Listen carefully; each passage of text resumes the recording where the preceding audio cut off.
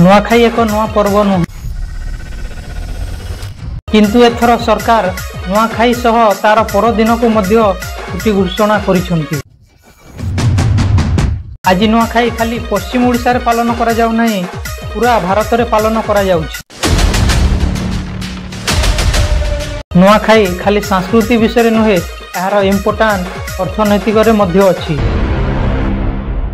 4 कोटी जनसंख्या विशिष्ट आम राज्य ओडिशा प्रत्येक मास आम राज्य रे विभिन्न पर्वपर्वाणी पालित होइथाय। जरु आमर पश्चिम ओडिशार गणपर्व नुआखाई अन्यतम। पश्चिम ओडिशा कहले साधारणतः सुंदरगढ़ जिल्ला ठारू कलाहांडी जिल्ला आउ नुआपड़ा जिल्ला ठारू देवगढ़ जिल्ला पर्यंत व्याप्त अंचल को बुझाई थाए, जेपरि कि संबलपुर, बरगढ़, बलांगीर, बौद्ध, झारसुगुड़ा, कलाहांडी, सोनपुर, सुंदरगढ़, नुआपड़ा, देवगढ़ परि जिल्ला। फसलर एक पर्व जहाँ पीढ़ी पीढ़ी को बांधि रखे, यह हेउची पश्चिम ओडिशार प्रत्येक व्यक्तिंकर हृदयर स्पंदन। नुआखाई एक नुआ पर्व नुहे, यार मूल भारतर कृषि इतिहास रे अछि। नुआखाई शब्दटी दुईटी उड़िया शब्दरू आसीची। नुआर अर्थ हेउची नूतन आउ खाईर अर्थ हेउची खाद्य। यार अर्थ हेउची जे नूतन फसल रे खाद्य तैयारी करी खाइबा। पारंपरिक भाव रे यह ऋतुर प्रथम शस्य को स्वागत करिया पई पालन करा जाउतिला। चाषी मानक हिसाब रे नूतन फसल प्रथमे देवतांको अर्पण न कले यह मनीष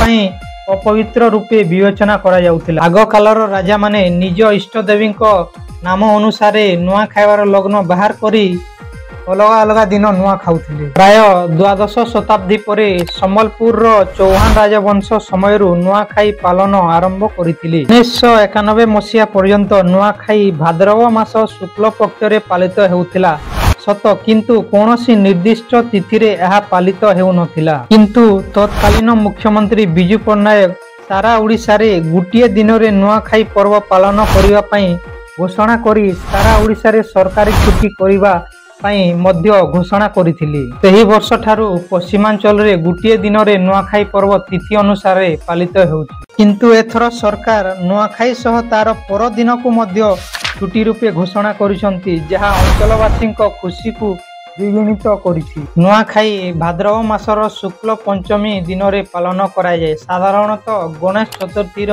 गुटिए दिन पर सहर आउ ग्राम गुड़िक दुकान बंद होई थाए, स्कूल मध्य बंद होई थाए आउ परिवार गुड़िक एही बड़ दिन पई प्रिपेयर होती। दूर लोक मध्य परिवार सह मिसी नुआखाई पालन करिया पई घर को आसंती। दिनर आरंभ रु उत्साहित लगी रही थाए। परिवार माने सेमानंक घर सफा करंती। झोटी नाम रे परिचित रंगोली सांगे घर बाहर सजई थांती। समस्ते तो जानिच खाद्य बिना कौनसी पर्व संपूर्ण हुए नाही। पारंपरिक सुस्वाद्य खाद्य तैयारी करा जाय, जेमिति कि भात आउ गुड़ रे तैयारी आरिसा पिठा, मरा पिठा, पखाल आउ ऋतुकालीन पनीपरिवा रु तैयारी तरकारी। किंतु नुआखाई यार प्रकृत सार रेसिपी रे नुहे, बरं बांटिबारे अछि। समस्ते अतिथि माननकु स्वागत करिथांती आउ पड़ोसी माने खाद्य नेबा आनिबा मध्य करिथांती। एही दिनर शुभावाला ज्योतिष माननक द्वारा निर्धारित करा जाय थाए। सेही समय रे नुआ भावरे चाष करा जायथिबा साठिया धानरू तैयारी चाउल को रांधी खाई थांती। नुआ धानरू तैयारी चूड़ा,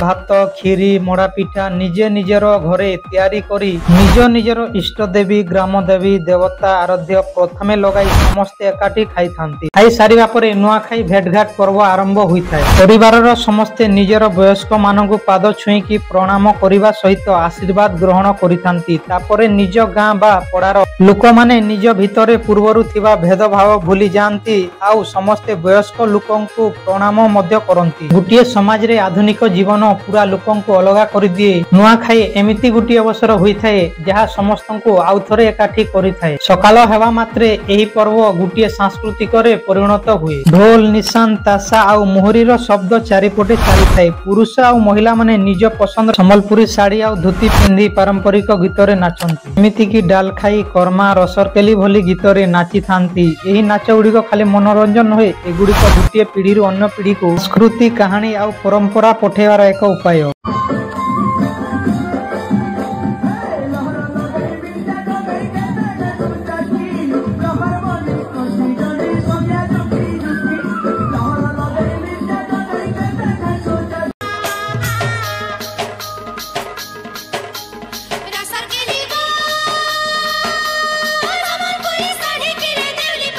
आज नुआखाई खाली पश्चिम ओडिशा रे पालन करा जाउ नाही, पूरा भारत रे पालन करा जाउची। जेमिति कि दिल्ली, मुंबई, बेंगालोर, हैदराबाद आउ विदेश रे यूके, अमेरिका आउ यूएई भली देश रे आम पश्चिम ओडिशा रु जाई कि रहिचंती बाहरे, सेमाने मध्य सेठी पालन करूचंती। यह गोटे फसलर उत्स नुहे, बाहर रोथुवा आम ओडिया मानक पई यह सेमानक मातृभूमि सहित गोटे संजोग। अनेक संगठन आउ सांस्कृतिक संगठन गुड़िक नुआखाई भेटघाट आयोजन करती।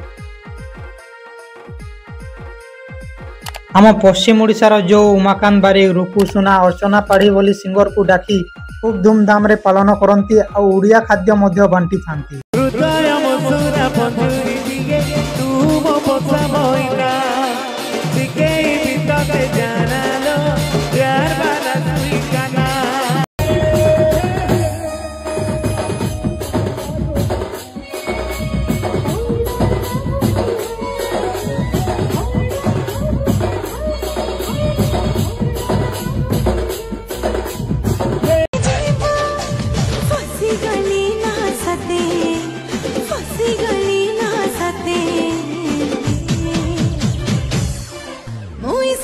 नुआखाई खाली संस्कृति विषय नुहे, यार इम्पोर्टान्ट अर्थनैतिक रे मध्य अछि। बजार आउ सेठाकार व्यवसाय पई नुआखाई वर्षर सबुठारु बड़ पर्व मध्यरु गुटिए। नुआखाई देवता मानक प्रति, भूमि प्रति, कृषक प्रति आउ समाज प्रति कृतज्ञता सिखाए। ए सब हमकु मने पकाई दिए जे खाद्य गुटिए सामग्री नुहे, बरं आ गुटिए आशीर्वाद। आधुनिकता आड़कु विश्व रे जाउथुवा नुआखाई हमकु जीवन रो मौलिकता, प्रकृति प्रति सम्मान आउ समाज रे एकता को फेराई आने। लास्ट को एतिकी कहबी जे आमे माने समस्ते निज निज मध्यरे लागी रहितबा मान, अभिमान, राग, रुषा ए सब को भूली की उत्फुल्लित मनरे आम पश्चिम ओडिशार गणपर्व नुआखाई को आमे पालन करिबा। मो तरफरु समस्त पश्चिम ओडिशावासी को हार्दिक शुभेच्छा आउ अभिनंदन आउ समस्त को मो तरफरु नुआखाई जुहार।